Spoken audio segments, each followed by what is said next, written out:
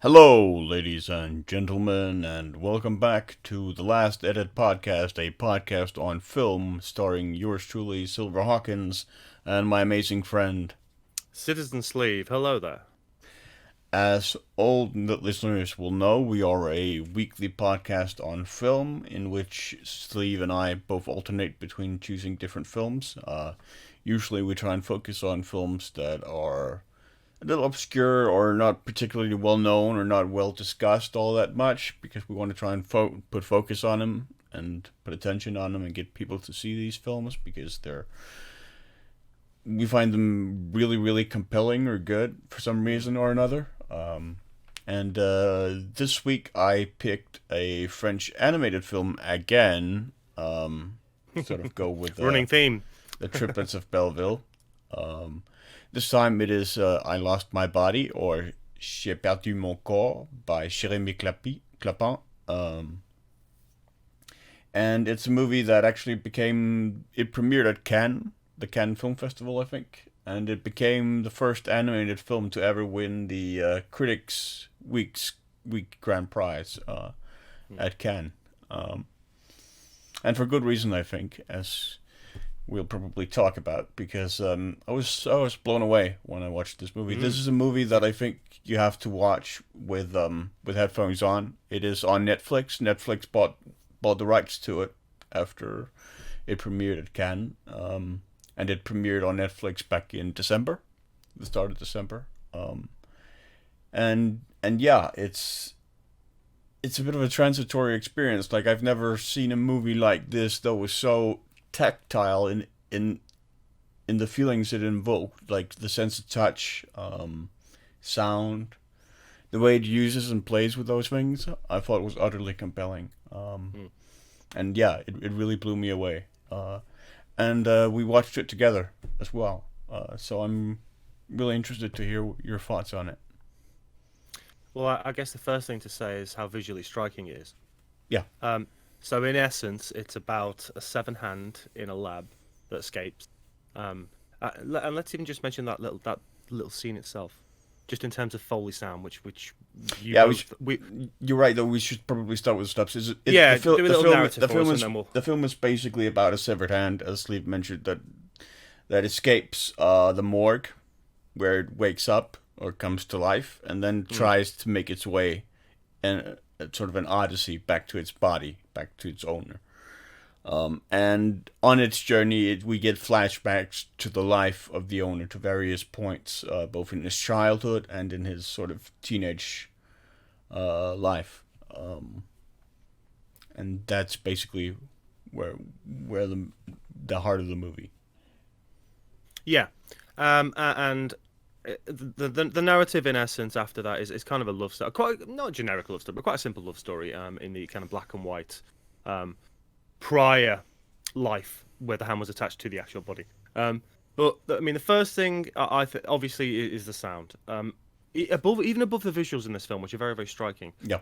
In the opening scene, the hand kind of works its way out of a refrigerator in a bag. It's a specimen, and falls onto the floor with pieces of glass, and the glass cuts the bag and stabs like the fingertip, and every single sound in that entire sequence, when the blood is moving around certain size objects, I don't think I've almost ever heard Foley sound as accurate. No. Like, Yeah. someone has literally gone through every element of the visualization on screen and gone, okay, I want a hand down there. I'm going to put the glass here. We're going to move the blood over in exactly the same way as it appears on screen. It feels so immersive and tactile. Yeah. It's almost way beyond any. It's up there with some of the best sound design I've heard in any medium, and that's quite a qualification to say. But it Yeah. felt like that throughout the film. No, I completely agree. Like, even like the way it starts learning how to walk again, and Yeah, like the sound of its little kind of footsteps as the fingers prick along the floor. Um, yeah, it's just exceptionally well executed, and the animation as well. I mean, it can be a little jittery at times, but I feel that that only enhances the feeling of it. I've read a number of critics who didn't like the animation because it's not as smooth as you see in a lot of other, well, bigger budget or more mainstream animation, where there tends to be a focus on making the animation smooth. Here it's a little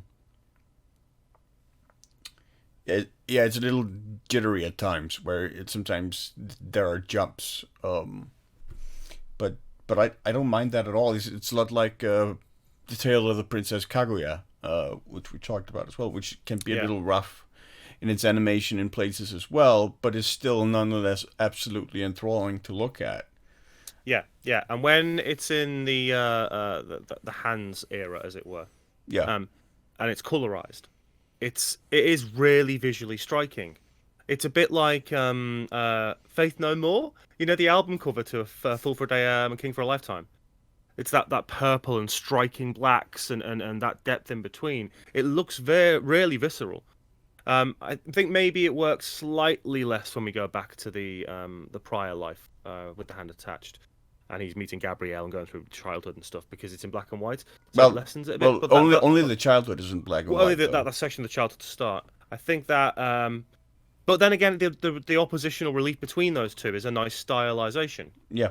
To show that separation in time. But yeah, it's just a film that kind of I didn't see coming, and that's really interesting. I've never really seen anything quite like it before. It does things in ways that are a bit different, a bit unique. Even when the hand basically wakes up and comes to life in the refrigerator, you see this flashback that is basically just flashing images of the life it had when it was attached to the boy, and these sort of images of just using the hand for various things, like running across a surface, feeling sand on the beach, even picking its nose, the nose of its owner, like digging up in there, and it's just the way it recalls touch is just so remarkable. Yeah, you can, but by watching this film, it's a bit like putting a conch shell to your ear to hear the ocean. That kind of swirling sound. But it's very rare in games or films or stuff like that you feel like when you're watching it, like when the hand was running through the sand, I could feel the grains, the conscious touch of the grains on my hand, and that's compelling sound design, because it's at a level of immersion that it's been attempted in sound before for a lot of different things, but this is so exacting in the way it produces that sound. And also one thing I think is amazing are the transitions in this film. It's very rare this film decides to fade to black or use a wipe or anything like that. Yeah. What it generally does is it matches physical movement, which flows from, say, the prior life into the hand's life, just by the hand movement of the protagonist.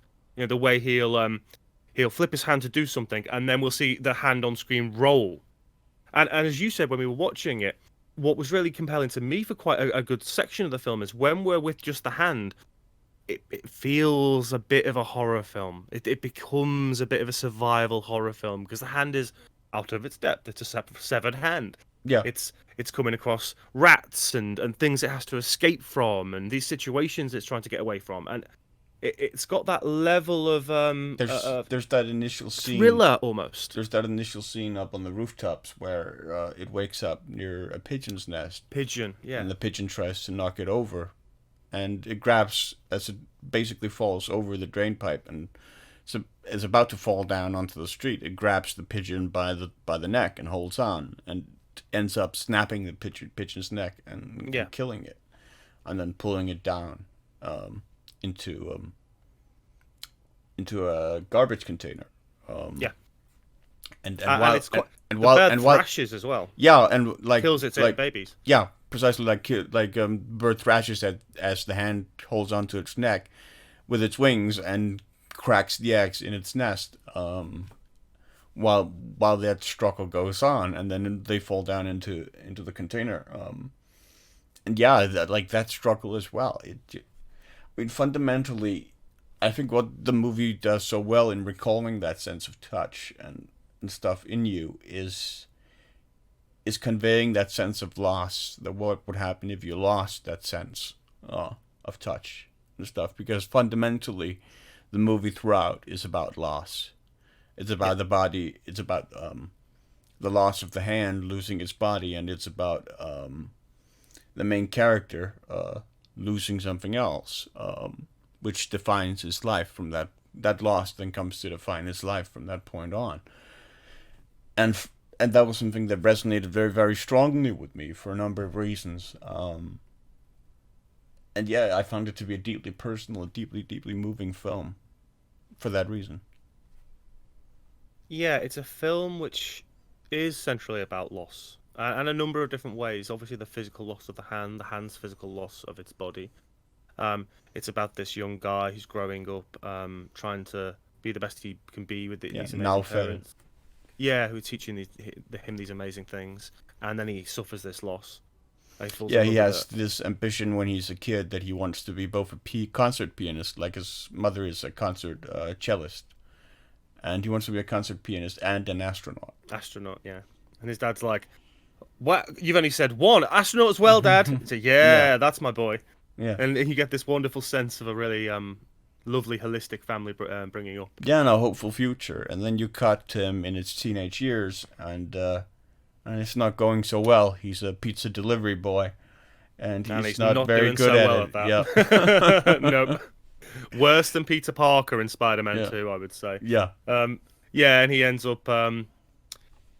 Well, he goes through a really rough period where he just seems to seep into himself, and everything kind of slowly starts getting. I don't know, yeah. going wrong I a mean, he little bit. becomes completely introverted. He Yeah. doesn't go out or anywhere. You see a juxtaposition because he moves to stay with a family member, presumably an uncle or something to that effect, who also has a kid, and he Hmm. stays in the room with his older, presumably cousin.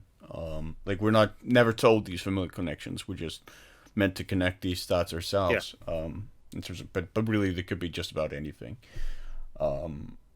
But yeah, we see the juxtaposition between his cousin's side of the room, which is filled with like posters and stuff, and then Nalfel's side of the room, which is basically completely empty, save for at one point there's this tiny little poster of a satellite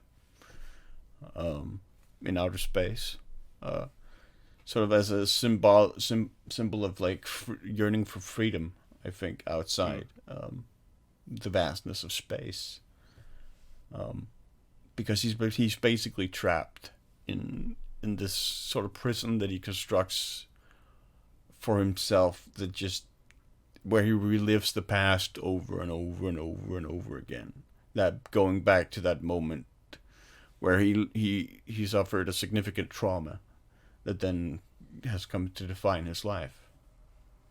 Yeah, and that's so much like a lot of people in this world. Something Yeah, so terrible happens to you, and you can't get over it. You try and compartmentalize it, but your only kind of mechanism to get through it often is to build yourself this little internal world, and that's what he does for a long time. He has such promise, and everything goes wrong, and the trauma encapsulates everything about how the way he perceives the world as well. It's yeah, quite profound at times. very much so. Uh, of course, he's broken out of that basically that bubble he constructs for himself when he, as the pizza delivery boy, gets sent to deliver pizza to Gabrielle, who lives in a high-rise tenement building, apartment building, and he shows up 20 minutes late with her pizza, and he can't get through the door, and they begin a conversation through the intercom up to her apartment. Basically, that's a very, very human interaction, despite the fact that there is this barrier between them where they aren't together physically. It's just their voices over the intercom. But it's a very, very human moment, as they connect as human beings. And that is the first moment you get the sense, since he suffered that trauma, that now feels a connection to another human being. Yeah, it's again the sound. It's not just I mean, there's not a huge amount of dialogue in this film. No, Obviously one section of the film is entirely you watching a hand. But what is there is again not only very well recorded to match its exact surroundings, like on the intercom, its exact surroundings, but the dialogue also and has the a rain weight to outside. it. Yeah, and the rain outside, the heaviness of it hitting and hitting those different appropriate objects you'd expect it to be within that environment. It's just that Foley team. I mean, wow, just got to take your hat off and say that is some of the best Yeah, I work mean, I've ever heard. there's another scene where Naufel sort of makes his way onto a rooftop, and there are different surfaces on the rooftop, and his footsteps are different. Each individual footsteps, even along the same surface, is different in its sound. It just, yeah, like you say, it's remarkable sound design, and it's so remarkable because it's so far ahead of just about anything else that we see or hear. It's just so particular. Yeah, Like the amount of times that a film or a game will use not entirely generic sound effects, but sound effects which simply suit what the thing is doing on screen. It's not recorded in an exact way, to the point where it's so exacting. It is literally that thing and yeah, this thing that you are seeing that is interacting in order to create that sound effect. and of It just course, goes that one step further. in addition to the sound effects and the sound design, there's also the soundtrack, which is this sort of melancholic electronic track, with heavy synthesizer as well, little bit Blade Runnerish, a little bit It's got a touch Vangelis of like. Vangelis, Yeah, yeah. that just works remarkably well, to underscore everything that goes on throughout the entire film, like the entire arc. There are also a couple of individual songs, that work really, really well, that are made for the film. Yeah, it's just, yeah, it's a mesmerizing experience, I found. It's a very cohesive piece that lasts a long time in the mind. I mean, as we said, after, like that was a weird day, wasn't it? Because we both decided we'd watch two films. It was the Bear prior, wasn't it? Yeah, And what a completely mad two films to watch back to back.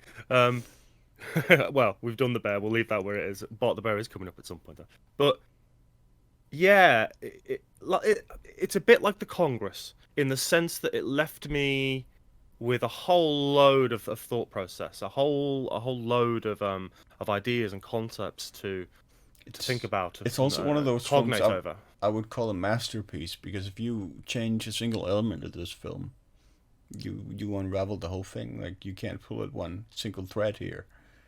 It'll just unravel the whole thing. Yeah, Everything is there for a reason, and a good reason.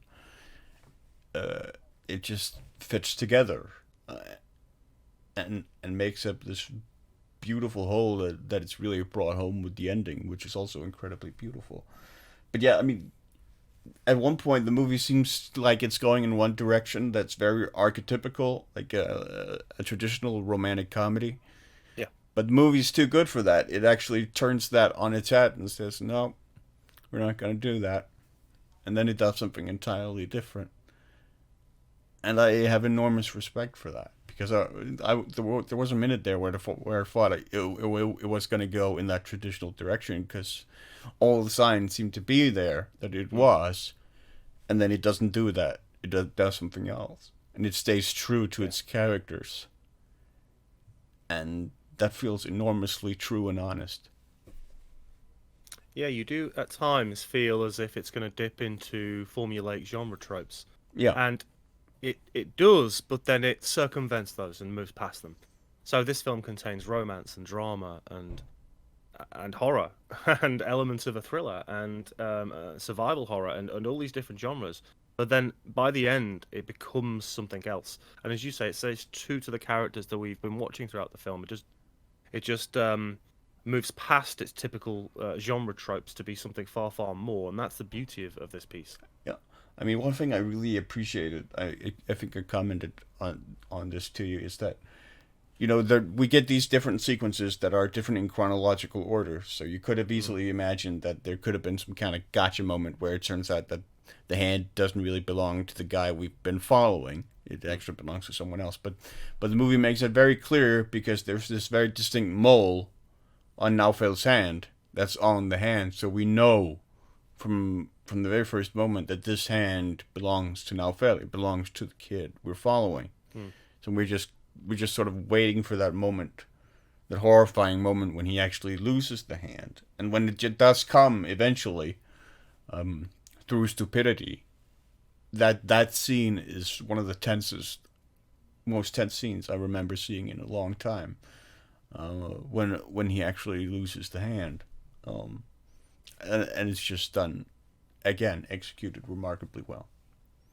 Yeah, pacing wise, I mean, it's odd, isn't it? It's a criticism of the Witcher series, this idea that we're jumping between time periods too often. But I often like I mean, a bit like Memento, you've got these two concurrent narratives which are running side by Yeah, side, but in this case, we're jumping between narrative temporality rather than simply stationary, linear one way, non-linear the other way.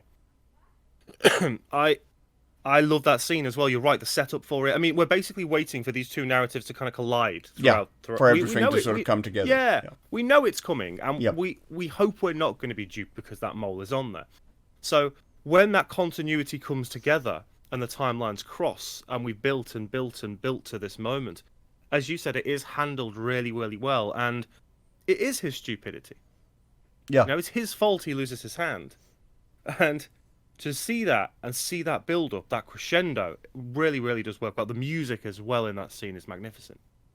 Yeah, and the actual act of like the severing is just like it makes you Yeah, wince. oh yeah. At least for me, it did for me. And I mean, I think we've both made no secret of the fact that it takes a lot to sort of make us uncomfortable Oh yeah. and wince, and I winced at that moment when he loses his hand. Like there's it really brings home the brutality of it. It reminded me a little bit.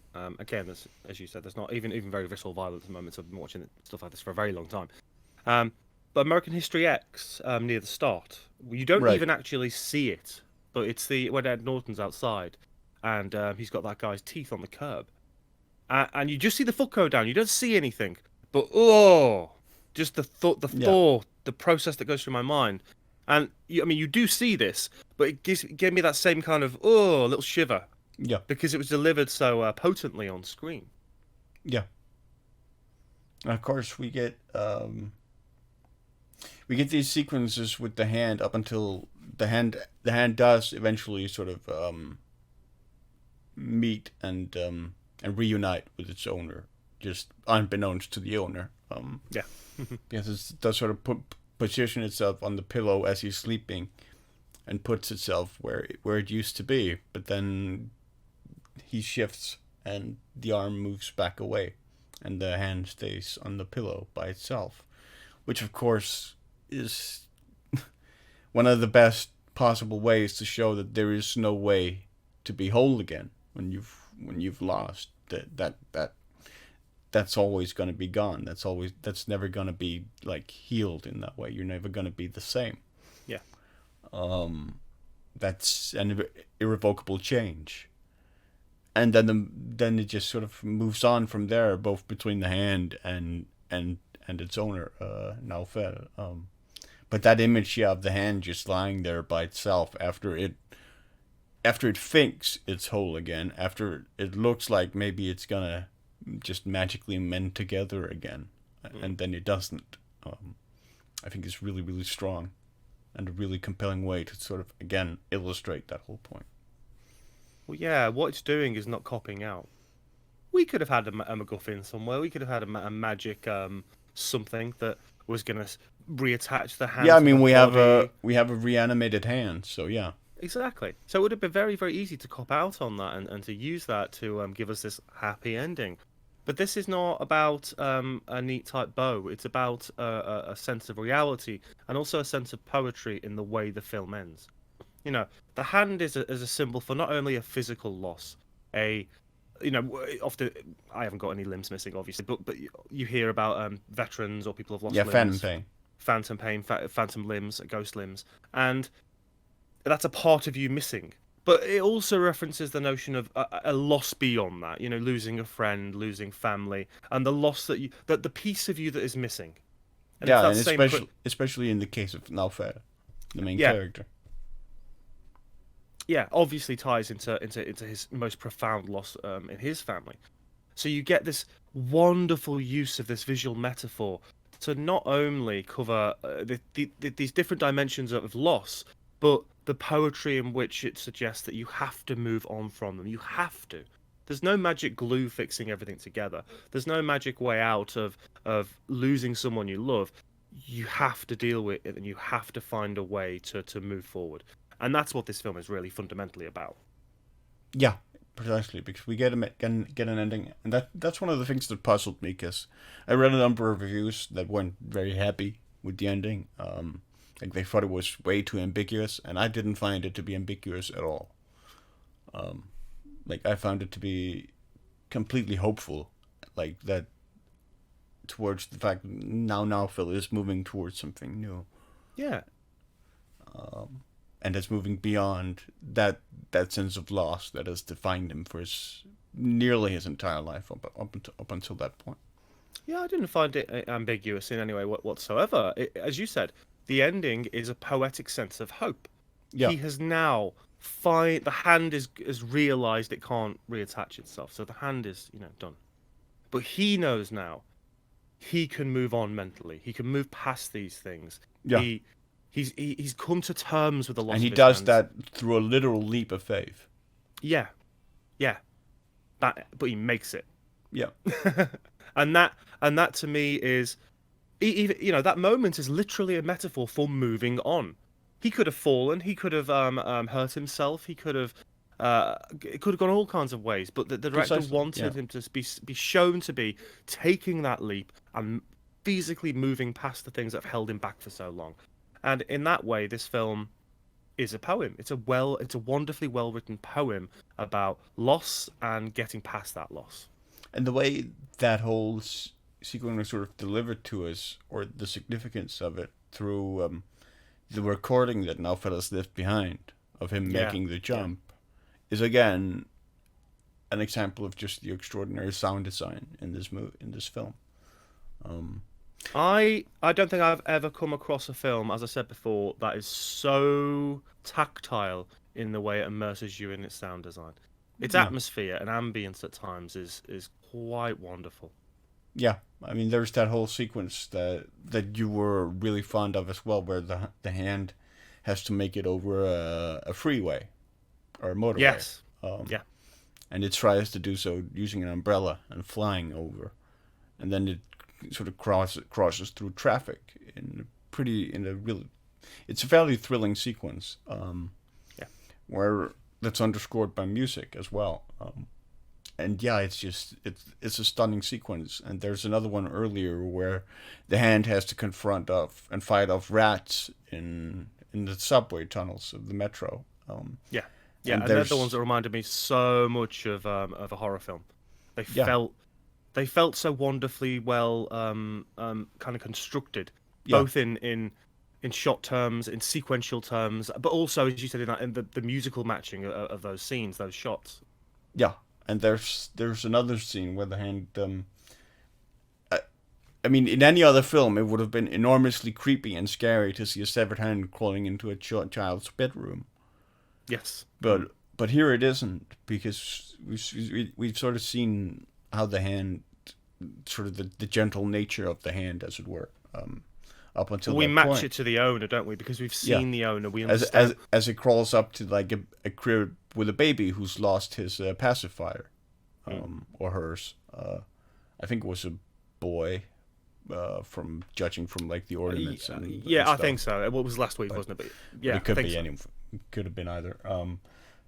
But yeah, but the hand then grabs the pacifier, gives it back to the baby, and then you get that scene with just that tiny little hand clenching around one of the hand's fingers, which is another enduring moment, or visual image from the film to me. Yeah, there are just so many moments in this film. I cannot recommend this film enough. Oh, we've missed a ton and stuff I can't even remember because it's only been a week. But the film is again. You and I talk about this a lot. This is not a film that you can look away from. So there are some films that you can quite easily let them drift by you, and the narrative is very plain and simple to understand, and everything's Yeah, there. Or even films that are quite complex, but really don't go beyond the obvious that they're showing you. Whereas films like this and film like The Congress and way more besides that are really quite complex in terms of the information that you're going to have to process. It's a film that you'll unearth things in yeah. later viewings just because it's so dense in its conceptualization of what it's trying to say to you. But it's also just really breezy in its running time. It's only, I think, It like is 80 an minutes, hour I think and it was. yeah, an hour and 20 minutes. Yeah. right around there. Yeah. Yeah, so it won't overstay its welcome. It won't feel like it's going on forever. And guys, just it's on Netflix. I mean, it's an award-winning Yeah. animated film that was one of the first of its kind to win the weekly prize at Cannes, and that's It quite was astounding. the first of its kind. The first animated film to do it, which is amazing. And as you said, it's a film that will stick with you, that has so much to say, that uses sound in a way that I've almost never come across before. And even that on its own, let alone everything else we've discussed, is a reason to go and watch it. Yeah, absolutely. I would agree. And watch it with headphones on for sure. Yes, absolutely. And I actually prior to this, I watched the opening like 10 minutes when I was doing some bits and setting up. Yeah. Just in English, because we watched the Japanese, obviously. So I watched the English, the French, sorry. Yeah. French. Whenever I say animation, I just think bloody anime. So we listened to the French, which was really, really nice. But actually, the English dub is actually very good as well. It's not bad. It's got like I was just checking the cast before we came on, just for the English dubbed version, and like Dev Patel's in it. You know, Yeah, Hakeem he's Faris is the in main it. character. Yeah, so and I did not listen to that, so it's quite interesting just to see that level and caliber of actor willing to play in that film. So yeah, I can't recommend it highly enough. It came from left field for me. I hadn't heard about it. Silver had, and that was a really, really good day of watching films. The Bear, because of its absolute crazy ass nightmare sequences, and the confrontation between the bear and the man at the waterfall. And the bear that sounded like a child throughout. But then Yeah, this that too. was a complete shift in a poetic, beautiful, really quite profound experience. And if you've ever experienced loss, whether that is physically or a family member, you know, something like that, then I think this is a film that will give you a sense of where you are in your grief, maybe, and also give you a sense of how people can get over what they have to go through sometimes to get over these really delicate times. I think it will certainly be very relatable. It certainly was for me. Yeah, definitely. Yeah, so look it up, and please, if you do, share your experience with us in the comments and tell us your thoughts on it, because it's a film that's worth talking about. Very much is, yeah. Okay, well, that has been the Last Edit podcast. Now, don't forget, guys, we're on everything, all right? We're on YouTube, and that's our main thing because they're the new ones, but we are on Spotify and iTunes and Anchor and all that good stuff as well. So catch up with our old ones on there, and eventually, one day, I say this every week, we'll catch up with ourselves, and we'll start releasing it at the same time. But it's going to take a while. So this week, I've decided, because Netflix has suddenly got a whole bunch of Studio Ghibli films, I had to go with one of my favourite films I ever watched as a child. And I think it might be if not the first, one of the first anime films I ever watched. And that is Miyazaki's Castle in the Sky. Ah, yeah. I haven't seen it in a really long time. Not like 20 years. It's probably been at least a decade, if not maybe 12 or 14 years or something. So it'll be very interesting to go back to. But as a kid, another growing beautiful up, score by Hisashi. yeah, it's one of those films that stuck with me from the moment I saw it. And once we actually get into the castles with those beautiful Colossus robots that have been there for such a long time, and the grass and the overgrown nature are just so lovely a film. So yeah, I hope you will enjoy watching that with me in a few days' time or something. Yeah, absolutely. Looking forward to it. Okay. Yeah, definitely. We're choosing. I think this period we're going through now after Christmas, we're choosing some really beautiful films. Really beautiful. Maybe we're just in that kind of mood at the minute. I'll have to slam some hardcore, dirty horror film in at some point just to mess with us. You know what I'm like. Okay, thank you a hell of a lot for listening to us and watching us on YouTube. This has been the Last Edit podcast. I have been Citizen Sleeve, and this is my wonderful friend Silver Hawkins. And we will catch you on the next show. Take it easy, guys. Have a lovely week. Take care.